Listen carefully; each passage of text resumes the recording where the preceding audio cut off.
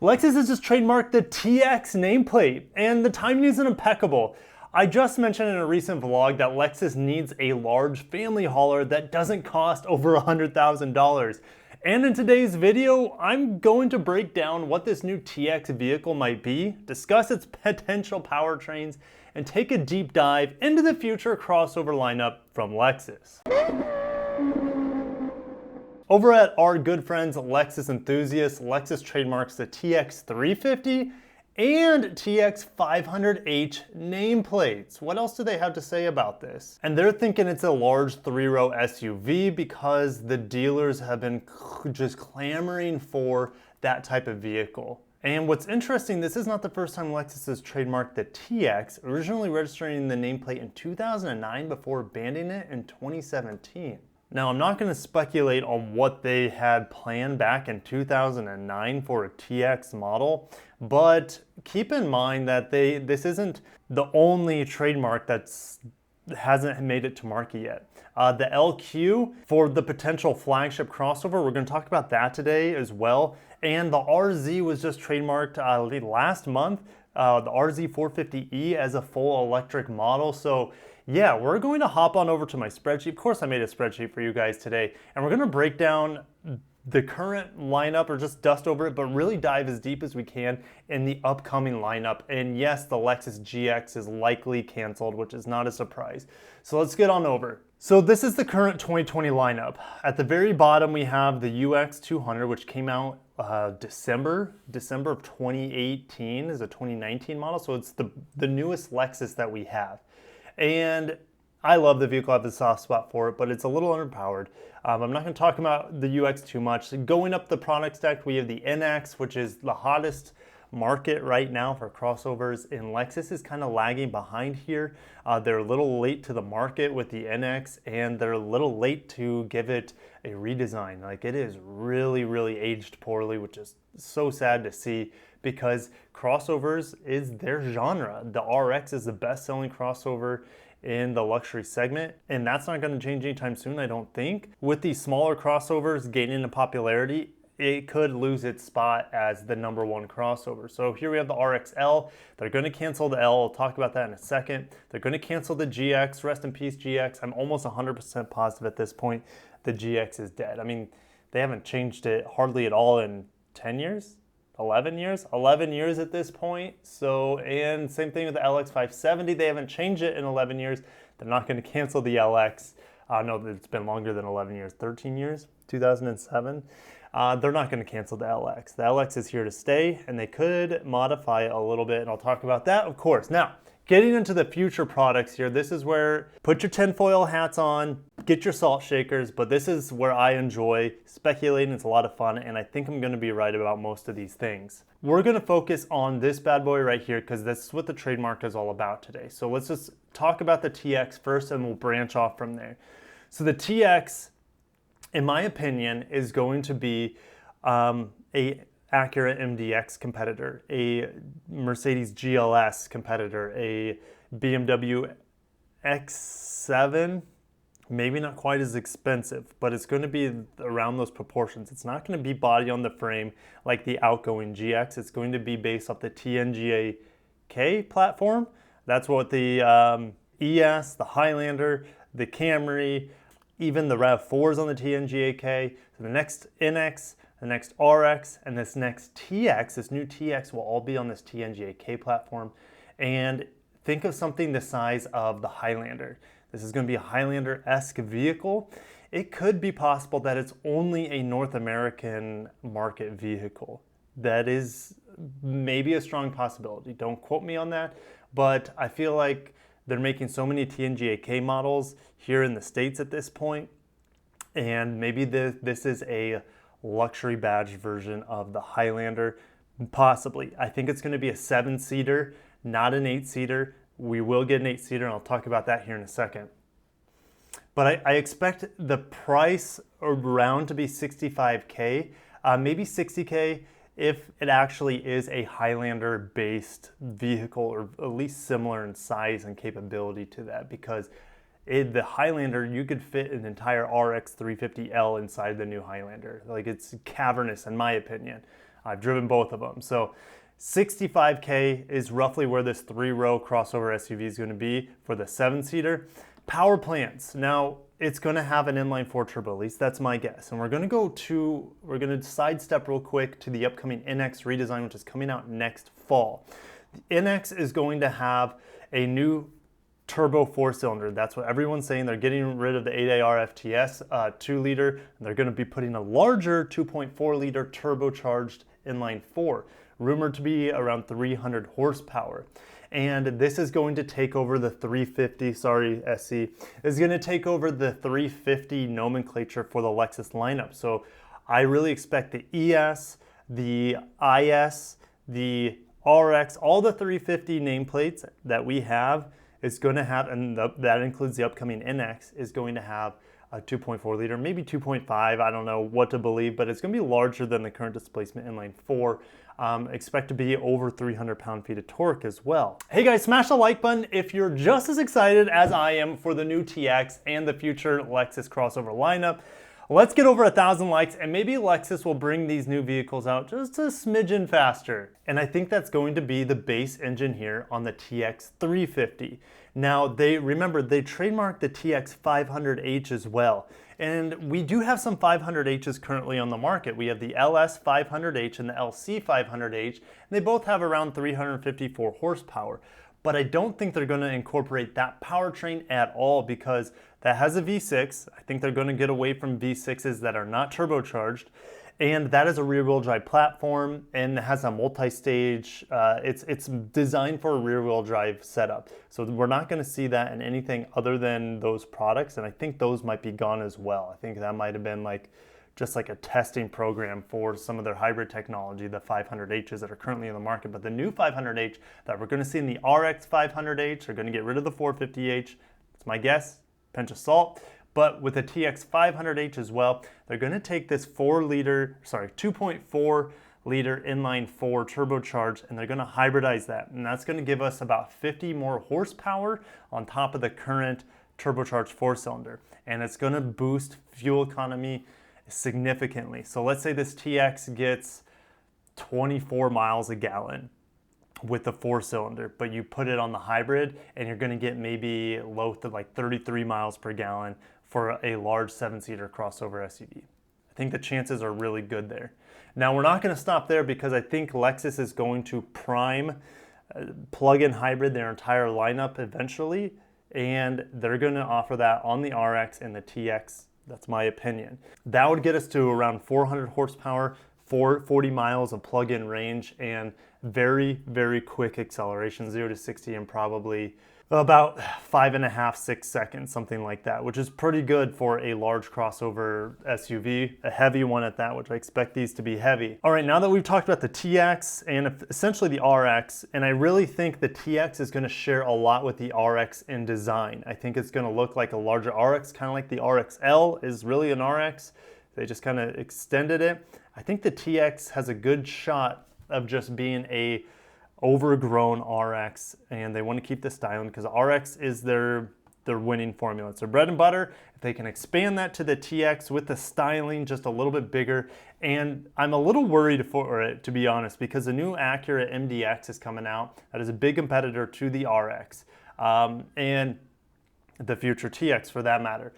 The new MDX is going to have a Type S model which has 355 horsepower, but remember, if we look here at the hybrid, the 500H, that's going to go head-to-head with that TLX, not the TLX, but the MDX Type S, and the MDX Type S is going to have 355 horsepower. That's going to have 350 horsepower in the hybrid variant and smoke it in fuel economy. I don't know, guys. I don't know. I definitely want to drive both of them. Okay, let's go back. We're not going to talk about the UX. I have no idea what they're going to do with the UX. They have an electric version in multiple markets at this point. It would be nice if we could get a plug-in hybrid here stateside. I just don't think they're going to offer it. But let's talk about the NX because that is the potential, huge potential growth for that segment to grow for Lexus. And the NX 350 has been trademarked, so is the 350H, and so as the 450H Plus. Now, the base engine, in my opinion, they could still keep the 2-liter for like a base model, maybe a front-wheel drive only model. just don't know. I feel like that'd be too much. They just need to get rid of that and just focus on this 2.4 liter. And that's why I say engine power is going to be this 300 horsepower, and they're giving it the 350 nameplate. Remember, the NX started at the 200T. They didn't like that nomenclature. Then they went the NX 300, even though it's the same engine. And now they're doing the NX 350. So that gives us a clue that there's a bump in displacement and therefore power, with the 350 always represented, at least lately, with the 350 naming representing about 300 horsepower.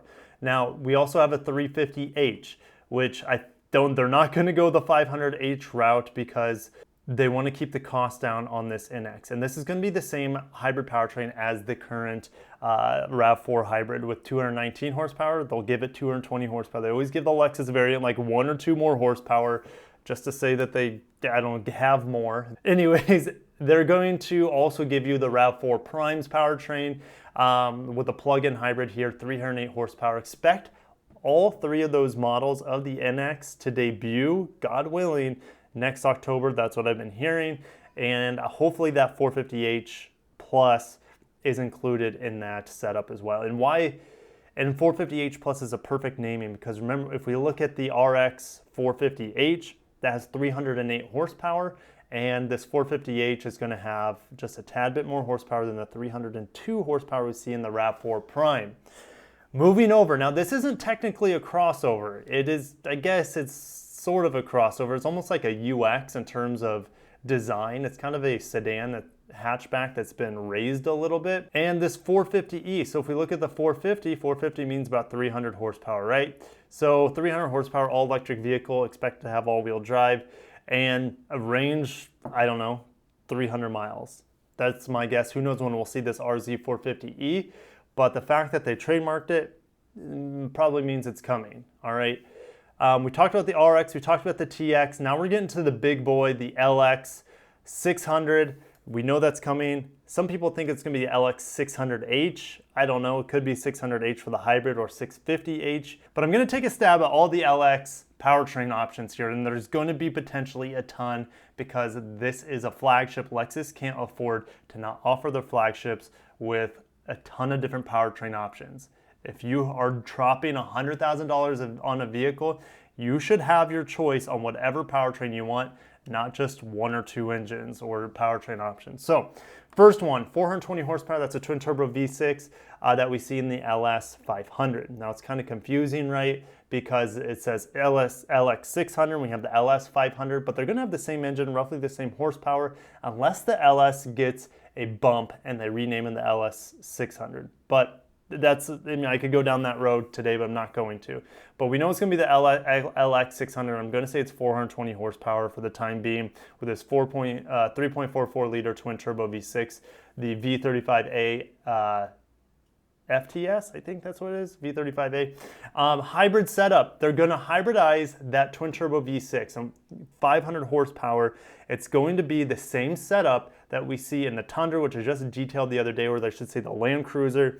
It's going to be a twin turbo V6 with a rear wheel drive bias and a traditional 10-speed automatic transmission with a single electric motor, not like the dual electric motors that we see, or maybe the triple electric motors like we're going to see in the NX 350H, for example, or the 450H Plus. It's going to have just one single electric, really, really big electric motor and be more of a hybrid setup similar to how the Germans do it or how the Koreans do it. Now, there's also going to be a plug-in hybrid variant of it, gives you a little bit more power. 50 more horsepower would be my guess, gets you to 550 horsepower on that. And then we have the twin turbo V8, which has been rumored. We don't know if it's still being developed.